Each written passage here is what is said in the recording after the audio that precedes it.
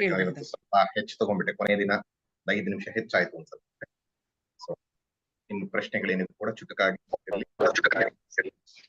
ನಮಸ್ಕಾರ. ನಮಸ್ತೆ ಸರ್. ನಮಸ್ಕಾರ.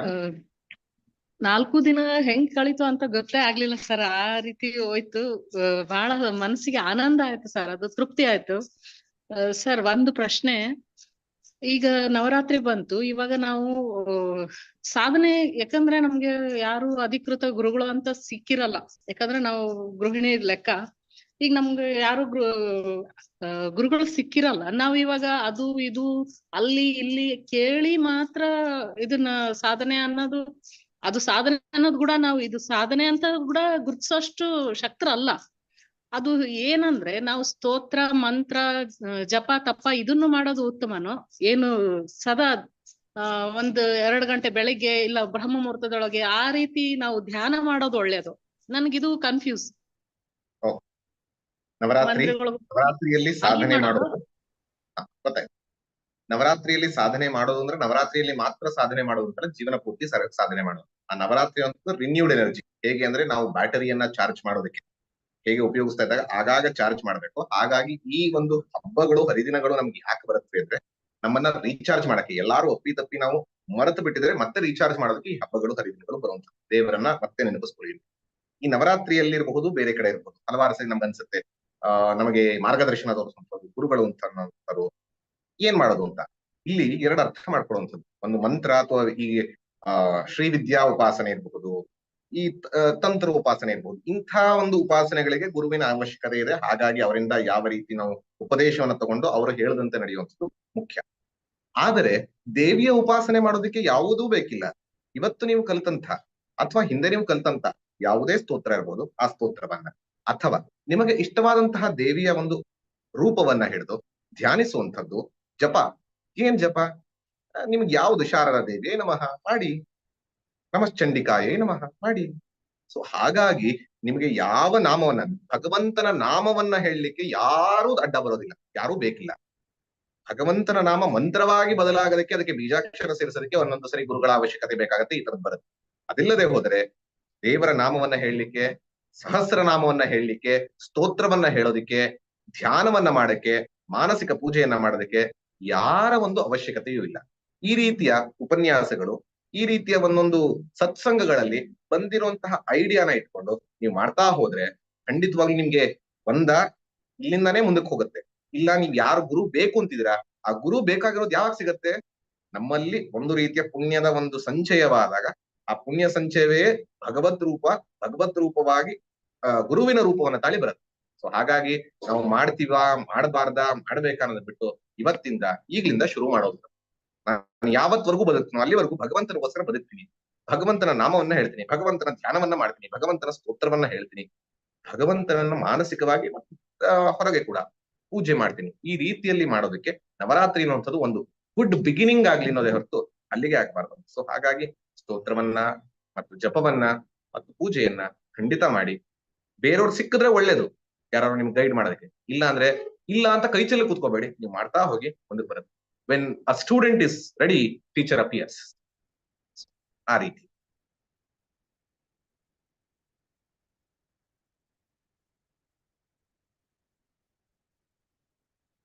ಮುಂದಿನ ಪ್ರಶ್ನೆ ಯಾವ್ದಾದ್ರು ಇದೆಯಾ?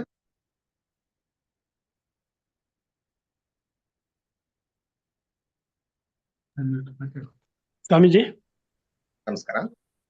ಇದು 6ನೇ ಶ್ಲೋಕದಲ್ಲಿ ಭೂಮಾ ವಿದ್ಯೆ ಬಗ್ಗೆ ಎಲ್ಲರೂ ಸ್ವಲ್ಪ ಡೀಟೇಲ್ಸ್ ಹೇಳಕ್ಕಾಗುತ್ತಾ? ಭೂಮಾ ವಿದ್ಯಾ ಅದೇ ಸ್ವಲ್ಪ ದೊಡ್ಡ ವಿಷಯ, ಬಟ್ ವಿಷಯ ಸಣ್ಣದಾಗಿ ಹೇಳ್ತೀನಿ. ಅಲ್ಲಿ ನಾರದರು ಬಂದು ಸನತ್ ಕುಮಾರರನ್ನ ಕೇಳಿದಾಗ ಆತ್ಮವಿದ್ಯೆಯಿಂದನೇ ಶೋಕವನ್ನ ನಿವಾರಣೆ ಆಗಬಹುದು ಅಂತ, ಆ ಆತ್ಮ ಅಂದ್ರೆ ಏನು ಅಂತ ಕೇಳಿದಾಗ ಅವರು 16 ಹೆಜ್ಜೆಗಳನ್ನ ಹೇಳ್ಕೊಂಡು ಹೋಗ್ತಾರೆ. ಮೊದಲು 16 ಹೆಜ್ಜೆ, ನಾಮ, ರೂಪ, ಪ್ರಾಣ, ಆಕಾಶ, ಹೀಗೆ 16 ಹೆಜ್ಜೆಗಳನ್ನ ಹೇಳ್ತಾ ನಾರದರು ಅದರ ಬಗ್ಗೆ ಉಪಾಸನೆಯನ್ನ ಮಾಡ್ತಾ ಇದು ತಿಳ್ಕೊಂಡೆ ಅಂತ ಅಂದಾಗ ಅದೇ ಕೊನೆನಾ ಅಂತ ಯೋಚನೆ ಮಾಡು ಅಂತ ಪ್ರಶ್ನೆ ಮಾಡ್ತಾರೆ. 16 ಅಧ್ಯಾಯಗಳು, 16 ಉಪಾಸನೆಗಳು ಕೂಡ 16 ಅಧ್ಯಾಯಗಳಾಗಿದೆ. 16 ಅಧ್ಯಾಯ ಆದ್ಮೇಲೆ ಇನ್ನು ಇದನ್ನ ಮೀರಿದಂತ ಒಂದು ಇದೆ, ಅದರ ಹೆಸರು ಭೂಮಾ. ಭೂಮಾ ಅಂತಂದ್ರೆ ಬೃಹತ್. ಬೃಹತ್ ಅಂತ ಅಂದಾಗ ಅದಕ್ಕಿಂತ ಇನ್ನು ಹೆಚ್ಚಿನದಿಲ್ಲ, ಅದಕ್ಕೆ ಬ್ರಹ್ಮ ಅಂತ. ನಾಲ್ಪೇ ಸುಖಮಸ್ತಿ. ಇದುವರೆಗೂ ಏನ್ 16 ಹೇಳಿದೆ ಅದೆಲ್ಲವೂ ಅಲ್ಪವೇ. ಅದನ್ನ ಮೀರಿದಂತಹದೊಂದಿದೆ, ಅದಕ್ಕೆ ಭೂಮಾ ಅಂತ ಹೇಳ್ತಾರೆ ಅಂತ ಹೇಳಿ. ಅಲ್ಲಿ ಭೂಮಾ ಅಂತ ಅಂದಾಗ ನಾವಿಲ್ಲಿ ಯಾವುದು ಸಚ್ಚಿದಾನಂದ ಅಂತ ಏನ್ ಹೇಳ್ತೀವಿ, ಆ ಸತ್ಯಂ ಜ್ಞಾನಂ ಅನಂತಂ ಅಂತ ಏನ್ ಹೇಳ್ತೀವಿ, ಅದರ ಒಂದು ಬ್ರಹ್ಮದ ಸ್ವರೂಪವನ್ನ, ಬ್ರಹ್ಮದ ಒಂದು ಸ್ವರೂಪ ಲಕ್ಷಣ, ತಟಸ್ಥ ಲಕ್ಷಣ ಅಲ್ಲ, ಸ್ವರೂಪ ಲಕ್ಷಣವನ್ನ ತಿಳಿಸಿ ನಾರದರಿಗೆ ತಾನು ಯಾರು ಅನ್ನಂತ ಅಂದಾಗ ತಾನು ಬ್ರಹ್ಮವೇ ಅನ್ನುವಂಥ ತಿಳಿಸುವಂತಹ ವಿಚಾರ. ಉಪನಿಷತ್ತಿನ ವಿಚಾರ ತುಂಬಾ ವಿಶಾಲವಾಗಿದೆ. ಸೊ ಹಾಗಾಗಿ ಇದು ಗೈಡ್ ಲೈನ್ ಆಗಿ ಕೊಟ್ಟಿದ್ದೀನಿ. ಯಾವಾಗ್ಲಾದ್ರು ಛಾಂದೋಗ್ಯ ಉಪನಿಷತ್ತನ್ನು ತಗೊಂಡಾಗ ಅದನ್ನ ಡೀಟೇಲ್ ಆಗಿ ತಗೋಣ. ಧನ್ಯವಾದ.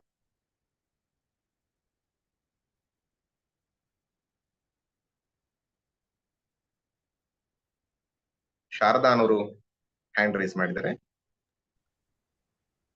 ಪ್ರಮೋದ್ ಸರ್ ಅವ್ರಿಗೆ ಅನ್ಮ್ಯೂಟ್ ಮಾಡುವಂತ ಆಪ್ಷನ್ ಕೊಟ್ಟಿದೀನಿ, ಅವ್ರದ್ದು ಅನ್ಮ್ಯೂಟ್ ಆಗ್ತಾ ಇಲ್ಲ ಅನ್ಸುತ್ತೆ ಕಾರಣದಿಂದ. ಅಮ್ಮ ನೋಡಿ ಅನ್ಮ್ಯೂಟ್ ಮಾಡ್ಲಿಕ್ಕೆ ಸಾಧ್ಯ ಇದೆಯಾ ಅಥವಾ ಹಾ, ಯೂಟ್ಯೂಬ್ ಮಾಡಿದ್ದೆ ಈಗ. ನಮಸ್ತೆ. ಇದು ಶಾರದೆ ಕೈಯಲ್ಲಿ ಜಪಮಾಲೆ ಇದೆಯಲ್ಲ, ಅದ್ರದ್ದೊಂದು ಪ್ರಾಮುಖ್ಯತೆ ಏನು ಅಂತ ತಿಳಿಸಿ. ಮತ್ತೆ ಪುಸ್ತಕ ಮಾಲೆದು ನೀವು ಹೇಳಿದ್ರಿ, ಅದನ್ನೊಂದ್ ಸ್ವಲ್ಪ ರಿಪೀಟ್ ಮಾಡಿದ್ರೆ ಒಳ್ಳೇದು. ಜಪಮಾಲೆಯನ್ನು ಹೇಳಿದೆ. ಬೇಸಿಕಲಿ ನಾವು ಸರಸ್ವತಿಯನ್ನು ನೋಡಿದಾಗ 4 ಕೈಗಳು, ಹಸನ್ಮುಖಳಾಗದಂತಹ ಬಿಳಿ ಶ್ವೇತ ವಸ್ತ್ರಧಾರಿಯಾದಂತಹ ಒಂದು ಅದ್ಭುತವಾದಂತಹ ದೈವೀ ಲಕ್ಷಣ ಇರುವಂತಹ ಪ್ರಜ್ವಲಿಸುವಂತಹ ಮಹಿಳೆಯನ್ನ, ಸ್ತ್ರೀಯನ್ನ ನೋಡ್ತೀವಿ. ಏನು ಅಂತಂದಾಗ ಒಂದು ಕೈಯಲ್ಲಿ ಪುಸ್ತಕ ಮಾಲೆ, ಅದು ಆಕ್ಚುಲಿ ಹೇಳ್ಬೇಕು ಅಂದ್ರೆ ವೇದ. ವೇದ ಅಂತಂದಾಗ ಜ್ಞಾನ, ಜ್ಞಾನ ಅಂದಾಗ ಜಗತ್ತಿನಲ್ಲಿ ನಡೆಸೋದಕ್ಕೆ ಬೇಕಾಗಿರುವಂತಹ ಪ್ರತಿಯೊಂದು ಜ್ಞಾನವೂ ಕೂಡ ಅದ್ರಲ್ಲಿ ಅಡಗಿದೆ. ಬರೀ ಮಂತ್ರಗಳಂತಲ್ಲ, ಎಲ್ಲ ಜ್ಞಾನವೂ ಕೂಡ. ಸೊ ಹಾಗಾಗಿ ಒಂದು ಕೈಯಲ್ಲಿ ಹೇಳ್ತಾ ಇರುವಂತದ್ದು ಏನಂದ್ರೆ, ಫಸ್ಟ್ ಲರ್ನ್ ಟು ಲಿವ್, ಬದುಕಲು ಕಲಿಯಿರಿ. ಏನು, ಹೇಗ್ ಬದುಕಬೇಕು, ಯಾವ ರೀತಿ ಸೈನ್ಸ್, ಟೆಕ್ನಾಲಜಿ, ಆರ್ಟ್ಸ್, ಏನೇನು ಆರ್ಟ್ಸ್ ಇಲ್ಲ, ಸೈನ್ಸ್, ಟೆಕ್ನಾಲಜಿ, ಇಂಥ ಯಾವ್ಯಾವ್ದಿದೆಯೋ ಮೆಟೀರಿಯಲ್ ಸೈನ್ಸಸ್, ಅದೆಲ್ಲವನ್ನ ಒಂದು ಕೈನಲ್ಲಿ ಹಿಡಿದು ತೋರಿಸ್ತಾರೆ. ಇನ್ನೊಂದು ಕೈನಲ್ಲಿ ವೀಣೆಯನ್ನ ಹಿಡಿದಿದ್ದಾಳೆ. ವೀಣೆ ಅಂತ ಅಂದಾಗ ಆರ್ಟ್ಸ್, ಸಂಗೀತ, ನೃತ್ಯ, ನಾಟಕ, ಸಿನಿಮಾ, ಯಾವ್ಯಾವ ರೀತಿಯ ಒಂದು ಕಲೆ ಇದೆಯೋ, ಚಿತ್ರ, ಎಲ್ಲವೂ ಕೂಡ ಅದ್ರಲ್ಲಿ ಸೇರುತ್ತೆ.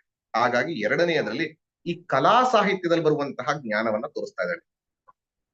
ಮೊದಲನೇದ್ರಲ್ಲೂ ಜ್ಞಾನದಿಂದ ಆನಂದ, ಎರಡನೇದ್ರಲ್ಲೂ ಜ್ಞಾನದಿಂದ ಆನಂದ, ಮೂರನೇದಲ್ಲಿ ಜಪಮಾಲೆಯನ್ನ ಹಿಡಿದು ಆ ಜಪ ಅಂತಂದಾಗ ಧ್ಯಾನ, ಜಪ, ಮಾನಸಿಕ ಪೂಜೆ, ಇಂಥವನ್ನೆಲ್ಲ ಇಟ್ಕೊಂಡು ಉಪಾಸನೆಯನ್ನ ತೋರಿಸ್ತಾ, ಉಪಾಸನೆಯಲ್ಲಿ ನಿಮ್ಗೆ ಹೊರಗಿನ ವಸ್ತುವೂ ಬೇಡ, ಹಾಗೆ ಹೊರಗಿನ ಕಲೆಯೂ ಬೇಡ, ನಿಮ್ಮ ಒಂದು ಪ್ರತಿಭೆಯೂ ಬೇಕಿಲ್ಲ, ನಿಮ್ಮ ಒಳಗೆ ನೀವೇ ಆನಂದವನ್ನ ಅನುಭವಿಸ್ಬೋದು. ಹೇಗೆ ಅಂದ್ರೆ ಭಗವಂತನ ಸಾನ್ನಿಧ್ಯದಿಂದ ಅನ್ನುವಂಥದ್ರಿಂದ ಜಪ ಅಥವಾ ಧ್ಯಾನ ಅನ್ನೋದು. ನಾಲ್ಕನೇದು, ಒಂದ ಕೈನಲ್ಲಿ ಎರಡೂ ಕೈನಲ್ಲಿ ಹಿಡಿದ್ರೆ ಒಂದು ಯಾವ್ದು ಇರೋದಿಲ್ಲ, ಒಂದೊಂದ್ ಕಡೆ ಕಮಂಡಲು ಹಿಡಿದಿರುತ್ತೆ ಅಥವಾ ಅಭಯ ಮುದ್ರೆ ಇರುತ್ತೆ, ವರಪ್ರದ ಇರ್ತಾಳೆ. ಏನು ಮುಖ್ಯ ಅಂತಂದಾಗ ಅವಳ ಸ್ವರೂಪವೇ ಆನಂದ ಸ್ವರೂಪ. ನಾಲ್ಕನೇದು ಅದು ಜ್ಞಾನ. ಅಂದ್ರೆ ತಾನು ಯಾವುದನ್ನು ಹುಡುಕೋದೂ ಬೇಕಿಲ್ಲ. ನಮಗೆಲ್ಲ ತೋರಿಸ್ತಾ ಇರೋದೇನೋ, ಒಂದ ಜ್ಞಾನವನ್ನ, ಇನ್ನೊಂದ ಆರ್ಟ್, ಇನ್ನೊಂದ ಜಪ. ಆ ಮೂರನ್ನೇ ನೋಡ್ಬೇಡಿ. ನಾವೆಲ್ಲ ಯಾವಾಗ್ಲೂ ಕೈಯಲ್ಲಿ ಅವಳು ಏನ್ ಕೊಡ್ತಾಳೆ ಅಂತ ಕೊಡ್ತಿದ್ವಿ, ಅವಳನ್ನ ನೋಡಿ, ಅವಳನ್ನ ನೋಡಿದಾಗ ಅವಳು ಆನಂದ ಸ್ವರೂಪಿಣಿ. ಹಾಗಾಗಿ ನಾನೂ ಕೂಡ ಆನಂದ ಸ್ವರೂಪಿಣಿ ಸ್ವರೂಪ ಅನ್ನುವಂಥದ್ದನ್ನು ತಿಳ್ಕೊಳ್ಳುವಂಥದ್ದು ಇಲ್ಲಿ ಮುಖ್ಯವಾಗಿರುವಂಥದ್ದು. ಸೊ ಹಾಗಾಗಿ ಒಂದು ಮೆಡಿಟೇಷನ್, ಇನ್ನೊಂದು ಆರ್ಟ್, ಇನ್ನೊಂದು science and technology, all kinds of material sciences, ಇನ್ನೊಂದು ಸ್ಪಿರಿಚುವಲ್ ಸೈನ್ಸ್. ನಿಜವಾದಂಥದ್ದು.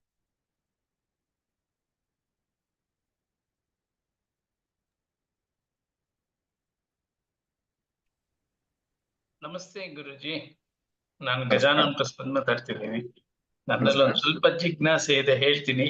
ಒಂದು ಗಾದೆ, ನಾಲಿಗೆಯಿಂದ ಆಗುವ ಗಾಯ ನಾಲಿಗೆ ಮೇಲೆ ಆಗಿರುವ ಗಾಯ, ನಾಲಿಗೆ ಮೇಲಾಗಿರುವ ಗಾಯ ಬೇಗ ಗುಣವಾಗುತ್ತದೆ, ನಾಲಿಗೆಯಿಂದ ಆಗುವ ಗಾಯ ಬೇಗ ಗುಣವಾಗುವಲ್ಲ.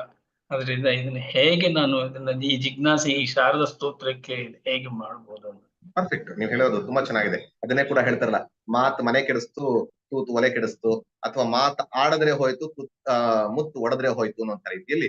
ಹಾಗೆ ನೀವು ಹೇಳಿದ ನಾಲಿಗೆ ಮೇಲಾದಂತಹ ಗಾಯ ನಾವು ಎಲ್ಲೇ ಕೇಳಿರಬಹುದು. ನಮ್ಮ ಕಾಲಿಗೆ ಸರ್ಜರಿ ಮಾಡ್ತೀವಿ, ಕೈಗೆ ಸರ್ಜರಿ ಮಾಡ್ತೀವಿ, ಬ್ರೈನ್ ಸರ್ಜರಿ ಮಾಡ್ತೀವಿ. ಅದು ಹೀಲ್ ಆಗೋದಕ್ಕೆ ಎಷ್ಟು ದಿನಗಳ ಹಿಡಿಯುತ್ತೆ, ಎಷ್ಟು ವರ್ಷಗಳು ಹಿಡಿಯುತ್ತೆ ಅಂತ ಗೊತ್ತು.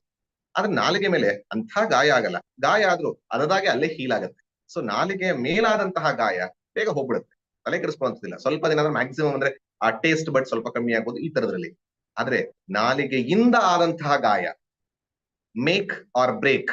ಆಗ್ಲೇ ನಾನು ಹೇಳಿದ ಹಾಗೆ, ನನ್ನ ಮಾತಿನಿಂದ ಇನ್ನೊಬ್ಬರಿಗೆ ಆದಂತಹ ಗಾಯ, ವಾಗ್ ಅಧಿಷ್ಠಾತ್ರಿಯನ್ನ ಅರ್ಥ ಮಾಡಿಕೊಳ್ಳದೆ ನನ್ನ ಮಾತನ್ನ ಯೂಸ್ ಮಾಡದೆ ಅಬ್ಯೂಸ್ ಮಾಡಿದಾಗ ಆಗುವಂತಹ ಗಾಯ, ಅದು ಸಂಬಂಧಗಳನ್ನ ಕೆಡಿಸ್ಬೋದು, ಅದು ದೇಶದ ಮಧ್ಯೆ ಯುದ್ಧವನ್ನ ತರಿಸ್ಬೋದು, ಹಾಗೆ ನನ್ನ ಜೀವನವನ್ನ ಅತಿ ಕೂಪಕ್ಕೆ ಕರ್ಕೊಂಡು ಹೋಗಬಹುದು. ಹಾಗಾಗಿ ನಾಲಿಗೆಯಿಂದ ಆದಂತಹ ಗಾಯ ತುಂಬಾ ತಗೊಳ್ಳೋ ಸಮಯ ಹೆಚ್ಚು ತಗೊಳತ್ತೆ ಅನ್ನುವಂಥದ್ದು, ಕನ್ನಡಿ ಒಡೆದಂತೆ ಅನ್ನುವಂತ ರೀತಿಯಲ್ಲಿ. ಮತ್ತೆ ಆಗೋದಿಲ್ಲ ಅಂತಲ್ಲ, ಮತ್ತೆ ಆ ನಾಲಿಗೆಯನ್ನೇ ಉಪಯೋಗಿಸಿ ಕ್ಷಮಾಪಣೆ ಕೇಳೋದ್ರ ಮೂಲಕ ಮತ್ತೆ ಅದನ್ನ ಕನ್ಸೋಲ್ ಮಾಡೋದ್ರ ಮೂಲಕ ಸರಿ ಮಾಡಬಹುದು. ಆದ್ರೆ ಮತ್ತೆ ಏನು, ನಾಲಿಗೆಯನ್ನೇ ಉಪಯೋಗಿಸ್ಬೇಕು. So whether to make or break you need to use it.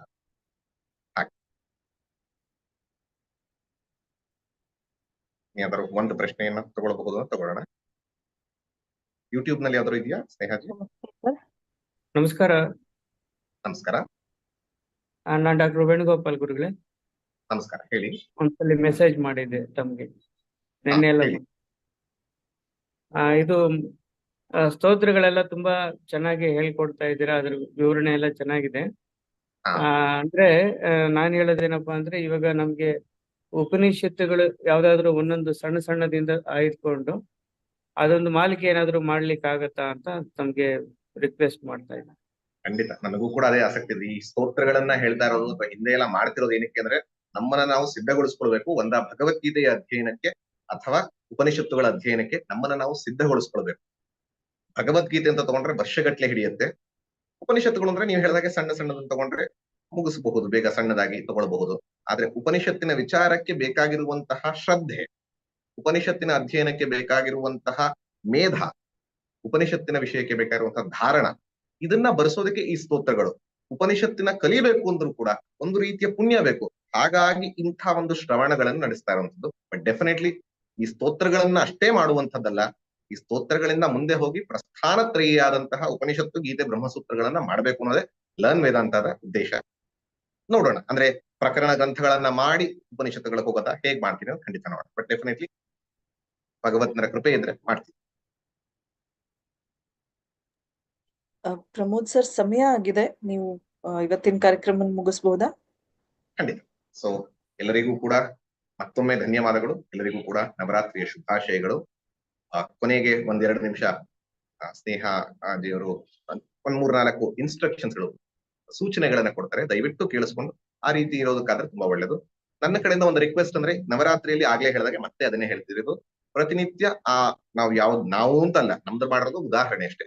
ಈ ಒಂದು ಶಾರದಾ ಸ್ತೋತ್ರವನ್ನ ಕೇಳಿಸ್ಕೊಳ್ಳುವಂಥದ್ದು, ಶಾರದಾ ಸ್ತೋತ್ರವನ್ನ ಪಠಿಸುವಂಥದ್ದು, ಶಾರದಾ ಸ್ತೋತ್ರವನ್ನ ಅಭ್ಯಾಸ ಮಾಡುವಂಥದ್ದು, ಹಾಗೆ ಕೊನೆಗೆ ಅಂತಂದ್ರೆ ಮುಖ್ಯವಾಗಿ ಈ ಒಂದು ಅರ್ಥಾನುಸಂಧಾನವನ್ನ ಕೇಳಿಸ್ಕೊಂಡು ನಮ್ಮ ಮನಸ್ಸು ಅದನ್ನು ನೆಲೆಸುವಂತ ಮಾಡೋದು. ಸೊ ಈ ರೀತಿ ಮಾಡುವಂತದ್ದು ಪ್ರಯತ್ನ ನಡೀಲಿ. ನವರಾತ್ರಿಯಲ್ಲಿ ಶುರುವಾದದ್ದು ಮುಂದಕ್ಕೆ ಕಂಟಿನ್ಯೂ ಆಗ್ಲಿ ಅಂತ ಹೇಳ್ತಾರೆ. ಧನ್ಯವಾದ ಸ್ನೇಹಾಜಿ.